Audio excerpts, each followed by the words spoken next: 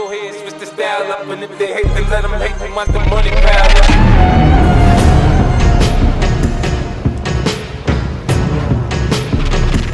What's up, everybody? This is week 1 of 40 and Fly on the Mixed Bag Vlogcast. Mixed Bag Vlogcast. Week 1. How you doing, D? You know, one thing, D, we forgot to put in the intro was what's going on with you, man. Yeah, we can see. Well, we had it in the Vlogcast. Yeah. But we never posted it. But so we might as well add it to this one since this will be our first official full release, right? So Dev is going into surgery, coming in like mid-February. He's had a birth defect in his heart since he was a kid that was overlooked by lazy ass physicians because, you know, growing up, people were like, oh, you playing football, you're a big, strong kid, you're athletic, yada, yada, yada. Yeah, ain't nothing wrong with you. Here, check, go through, right? Over and over and over again. So they finally caught it. When did they catch it?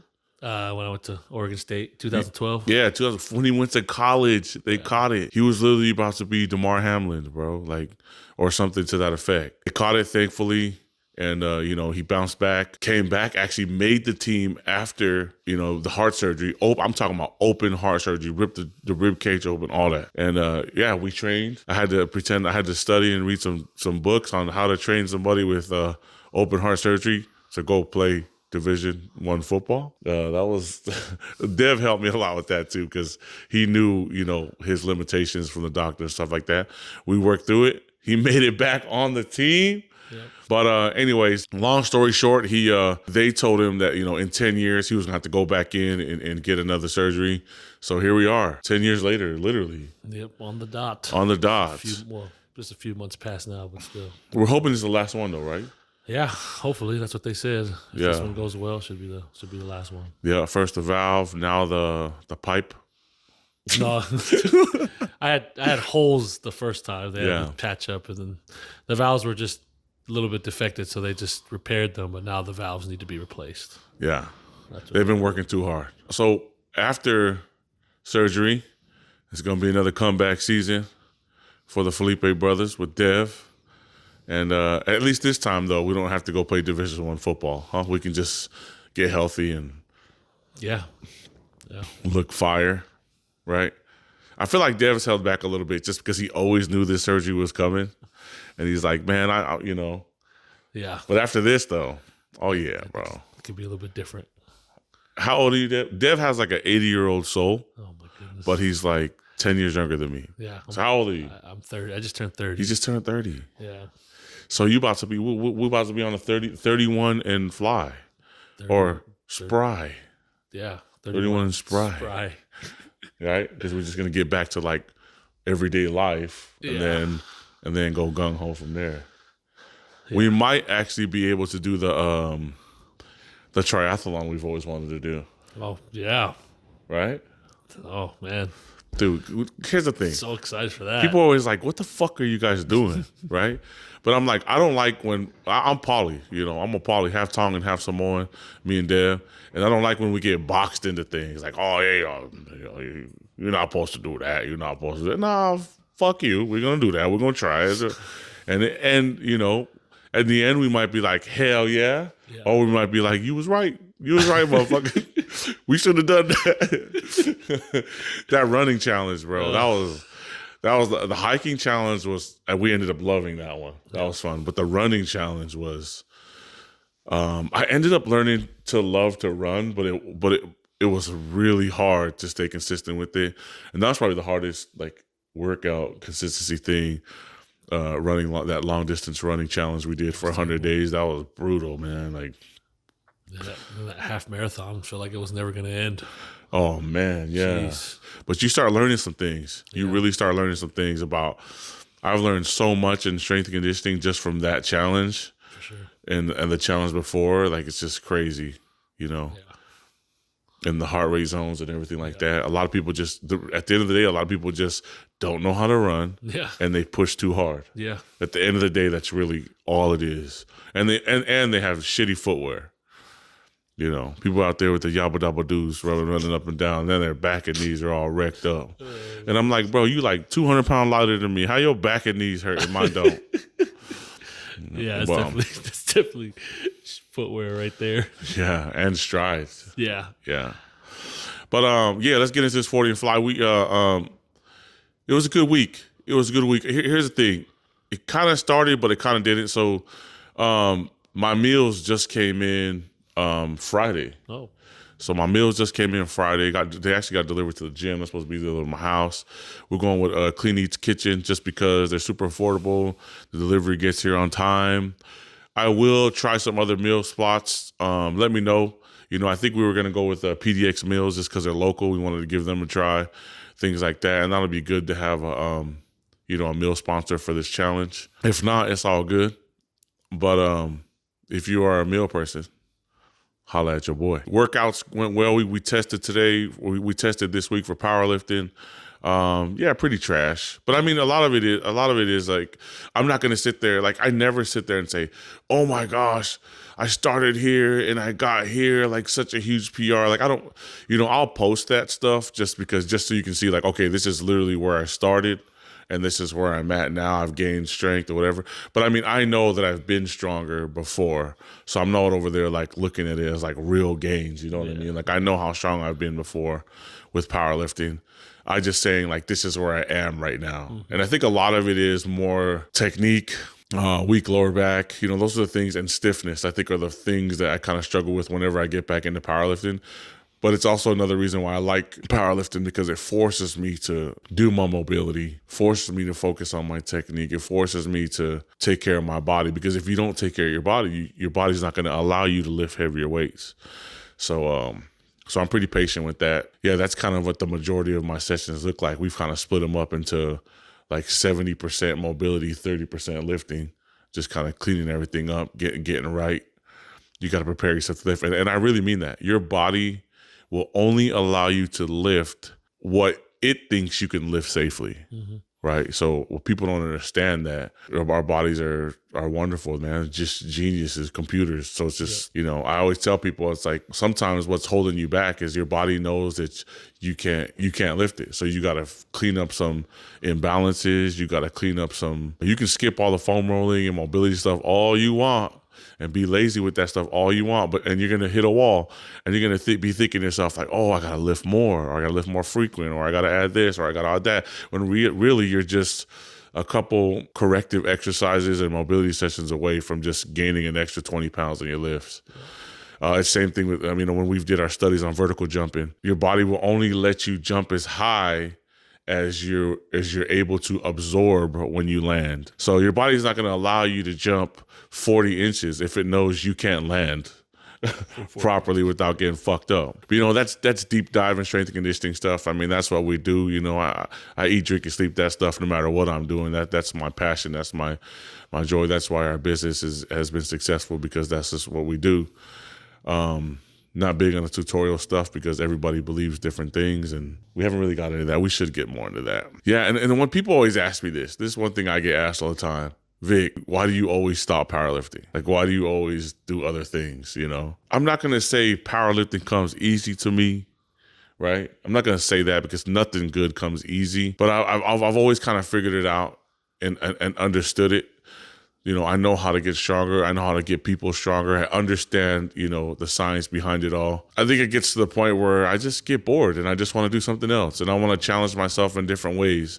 I'm an athlete. And here's the thing. Your body adapts to the stresses that are imposed upon it. So if you powerlift and that's all you do, your body's going to adapt to being a powerlifter, right? And in terms of its movements, its functionality, things like that. For example, if you powerlift for a year straight and then you go play basketball in open gym, you're going to fuck some shit up. You know what I mean? And that's kind of like where I'm at. It's like, I love powerlifting. I'll get to the point where, and people, my wife's right. She's always like, well, why don't you like accomplish some bigger things in powerlifting and then go do something else? And it's just like, I just get bored. And as a strength coach, I feel like it's my job and my duty to challenge myself in other areas, because I tell you what, you can read all the books you want, But if you don't conduct your own studies and your own experiments and understand things from a deeper perspective, you're not going to be as good as you can be. Will you be a good coach? Will you be a good pro? Yeah, for sure. But you won't be as good as you can be. Right. And so I kind of tie that in together. That's how I justify my boredom. Yeah. I mean, I took second in the non-drug tested division, natty, of course. And that's at the World Powerlifting Championship. And I'm okay with that. You know what I mean? Yeah. I mean, the first loser, fine. I'm okay with that. You know, it wasn't, you know, I didn't beat out a bunch of crazy monsters or anything like that. Like, there's a couple guys that bombed out. I got beat by a super strong ass poly dude who was a beast himself. But I mean, definitely can't wait to get back on the platform now and push myself and go from there. But that's why I love power, because it's going to help me get my mobility back, help me be strong, help me be consistent in the gym, because you know you're not going to be successful in a performance-based workouts if you're not consistent, or in any workouts, but definitely performance-based, because performance-based will show. Another thing is too, is like if you're training to just be shredded up or lean or whatever, it's like it takes a long time to see some of those results. Easy to get discouraged if they don't come fast enough. So at least on the performance side of things, you know, you can gauge and monitor, you know, your gains in a different way. What about you, D? When you come back, how are you going to approach this? I mean, bodybuilding, I think, would be super dope for you, because the heart rate part of performance training is pretty brutal, man. You know, we're getting up there. At least bodybuilding, you can kind of sustain a little bit, go on your bodybuilding walks. That sounds boring. Yeah. I mean, obviously I have to start there. I think I'll probably start there just to get a base. For sure. Probably lifting wise, we'll start with some bodybuilding, build the base up, and then obviously general cardio, walking, hiking. Yeah. And then slowly build from there. But what I really want to do, and obviously I have to ask the surgical team once we get in there, is I'm trying to do something that's like never really been done before. You know what I'm saying? Yeah. You know, because we did it the first time. Like post surgery. Post surgery. You want to do something that someone post surgery. Yeah, for sure. I get that. Yeah. Or just play it safe enjoy life. I think. Well, no. One thing I've learned about myself is I work better with extremes, and I think these last few years leading up into the surgery, I've always known in the back of my mind that it was coming. So really what I've been doing is trying to postpone it as long as I could, if I'm being honest. Yeah. Oh yeah, I know. And I think part of me postponing that, I tend to live in the past a little bit. And so I've created this thing in my mind where, like, I believe that the best version of myself was back then. Yeah. And so now that I've had a lot of time to sit here think, because I've had a lot of more time off waiting for the surgery. It's just being a bitch. Yeah, being a little bitch. And so I think what I want to do is create the best version of myself after the surgery. So my goal is, it's pretty outlandish, and I don't know if I'm going to get clear, but I'm going to try. I'm going to ask them when we go up there, is to do an amateur boxing match. Ooh. And obviously, it would be a while. It would take like a year or two to train for that. So one of the most, heart challenging. 100%. And they said my heart will be fine. Oh my goodness, bro! So I'm gonna throw it out there. If anyone do it, you can. Everyone can do it, you can. And it's gonna be hard. Big SC boy, we coming for you post surgery. If I know that my heart's gonna be fine, and I'm not gonna have to come back for another surgery, I can train like a madman. Why not, man? And that's what I want to do, and that's where I'm most happy. I think it'll be fun, and like I said, we do crazy things, and like I said, I get powerlifting is all well and good, and I like it, but it's boring to me, to be honest. I love coaching it. I love being at the meets, coaching clients. I think that's really fun. In terms of training yourself, but it's just for me, as a personal goal, I just have a hard time like using it as a thing. But I think something like boxing will fucking push me to the limits. And I need something to push me to the limits. And I've seen Vic train through it. I helped him train through it. And I know it's stressful, man, but that's what I miss. And that's really what I miss. And that's what I feel like I need. I need something to challenge me and really push myself out my comfort zone so I can like really train fucking like crazy. Cause that's where I do my best work, and I feel like something like that. I need something like that. I think just trying to train for aesthetics, I don't think that will work for me. I think I'll give up halfway through. It never works for us. Yeah, It never works for us. I think powerlifting. We like to eat. Yeah, I think powerlifting, I'll give up halfway through. I did the running. I think that was the best I ever did challenge wise. Oh yeah, for sure. Since football, and I think, and because it was really hard and it was really uncomfortable, and I really had to really push myself out of that zone. I think I need something else, and I think boxing's it. Boxing's very hard for me. I'm not the best at it. It's really hard for me to learn. I'm really slow when it comes to things like with boxing, like footwork and stuff like that. And I just feel like that challenge. I don't know. I just feel like I need something like that, and I think that. I think with boxing, with Dev is like super athletic, and I think with boxing, for him, it's terms of like. See, I feel like with boxing, everyone has like a certain identity as a boxer, right? And this identity fits their natural abilities, right? And I think Dev just has to find his natural self. You know what I mean? Yeah, my brother thinks I'm a fucking, Mexican high guard. Walk him down. He's a walk him down guy, bro. Like I'm just gonna be honest. I'm athletic, man. I like to move. Hey, Canelo's athletic though, and he'll walk him down. Yeah, he'll walk him down. Look at Boots Ennis. Boots Ennis just walked down. That guy was dancing all around for 12 rounds, and Boots Ennis just walked him down. Walk him down. I'm just saying, like I don't mean like see, because here's the thing. You can have your identity as a boxer or any athlete, whatever you want to call it, and still branch out, right? And still adopt certain other tools and stuff. You gotta learn them.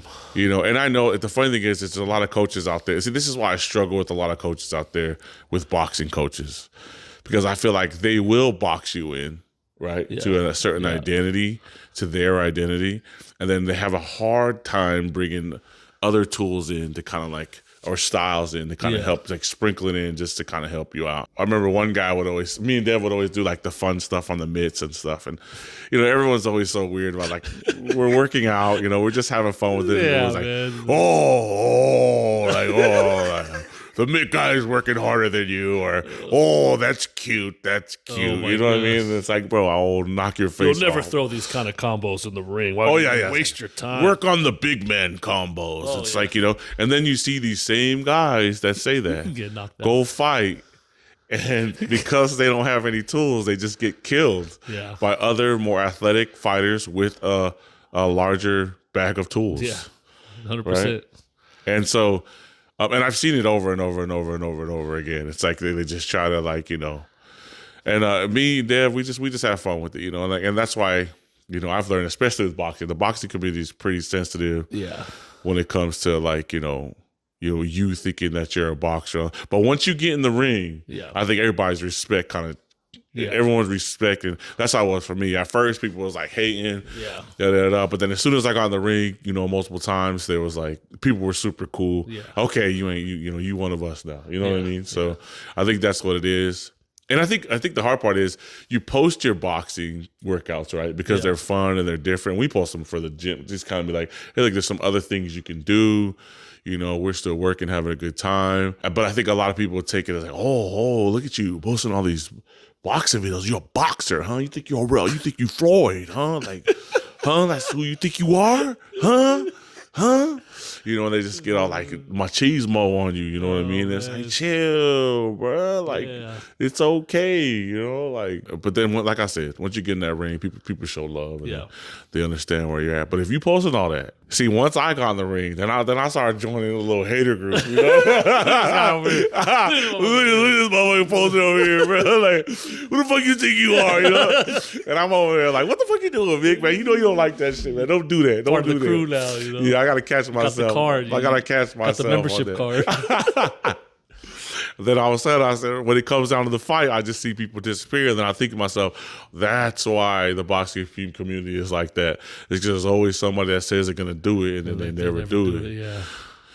So, and it's tough. I'm not gonna lie. Like to stick up to other boxers who train for boxing and don't get in the ring, I'm gonna give them an excuse right here by saying it's really hard to find a quality coach that's by your side 24/7 to afford you know, those types of training, to find quality sparring. Like, you really got to put in work to find quality sparring. Yeah, I mean, that was hard. I know for me and Dev, we always sparred out of state and out of town. Yeah. We had people in town that wanted to spar, but then my pride was like, nah, you ain't gonna see my weaknesses. Like, you live next to me. Like, you know, I'm not about to let you see where I'm weak at. You know, I'm gonna go work on my weaknesses somewhere else. So, and because the whole point of sparring, in my opinion, is to get better. Yeah. And then to get better, you got to get beat up, like, at least a few times, or at least get caught a couple times, or go against somebody that you fell for some stupid shit, or whatever, or maybe, like, sometimes me and Dev would be like, hey, listen, like, your main goal is to just attack the body, right? Or your main goal is to stay inside this time. Like, so, you know, I won't be on the outside. Your main goal is to get inside without the jab, right? So, I mean, we'll be handicapped. We'll work on skills. We'll be handicapped and just get bodied sometimes, you know what I mean? And I know that's what it takes to get better. So I'll never do it to someone locally, because, you know, they'll go around running their mouth talking about they beat me up and shit. Yeah. And that's just my pride. So that's why I never sparred anyone like around town and stuff. But because, you know, at the end of the day, people come around talking about I want to help get you some work, get better, but deep down inside, they're really low key trying to find some chinks, low key trying to hate. I mean, let's just keep it real, you know. It is what it is. Speaking of coaching, I'm gonna tell you guys something. My biggest fear of this whole thing has nothing to do with the work that it's gonna take to get there. It has everything to do with this guy coaching me. All right? This motherfucker right here, man. There's no playing games, right? What you mean? It's a different level. He says we're having fun, you know, like, no, when it's training time, especially if we're training to fight somebody or anything competitive, we're not losing, right? And so the demands and the expectations and the work is crazy. Like, this guy, that's it. I was like, man, am I really ready for this smoke that I'm about to get working with Vic again? Because I already know what to expect. I've been there. He trained me my whole life. Football, everything. Doesn't matter. And Dev's the only person that could coach me, that's for sure. Because we get in arguments 24/7. Yeah, but it's a good push. I know what it's gonna be. It's not we're not going to regular boxing gyms. It's just boxing, no, like the skills, and then we'll sit there and work on one thing. And even if it takes 5 hours, we're not leaving until we get that one thing perfected. And then sometimes that's the session, right? That's the session. And it's, for me, I'm not that patient, right? Vic is the one that's patient. I'll be like, hey, let's just move on, come back. No, fuck that. We gotta get this down. We're gonna sit here. He's like, why are you being lazy for? You know what I'm saying? Like, you gotta want to be better right now. And you know, then it hurts my feelings and I get angry. And then the funny thing about this guy is he'll be fucking roasting you or fucking yelling at you while we're working, while you're coaching. And this is only to the family members. He won't do that to any other clients. But then after, it's like, hey, man, you hungry? Let's go for ice cream. How you doing today? You know, it's just like, I'm like, what? The session's over. I can take my hat off. You're over there. I'm in the car crying, right? I'm in the car crying like, fuck, dude, this fucking hurt my feelings, dude. Fucking punked me today. Got my ass beat today. And then it's like nothing ever happened. It's the craziest thing. It's the funniest thing on the planet. But not for real. That's just losing sucks, man. Yeah. You think there's no worse feeling than losing. No, and I don't want to lose. I don't want to do it to lose. I'm not doing it for a fucking pity party. I'm doing it because I want to win something.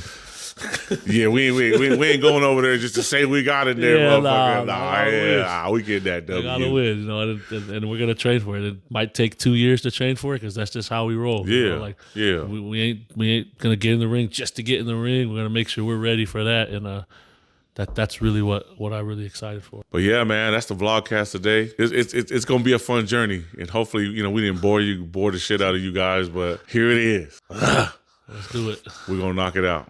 So week 1, ready to go. Weigh-ins on Friday? Next Friday. Next Friday. All right.